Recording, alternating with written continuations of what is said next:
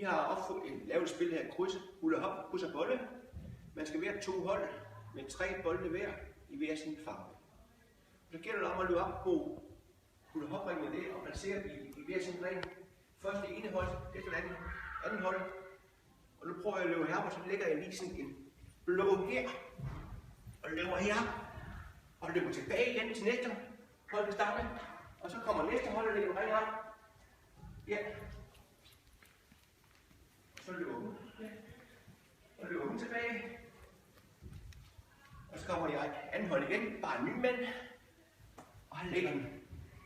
Det er måske. Løber op her. Og løber tilbage og giver den til næste person. Og så den næste holdstyver.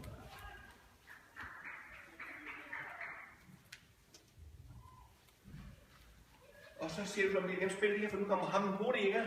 Han løber op her. Og placerer den her. Og så får han 3 på stribe her. Og så har de holdt jo rundt.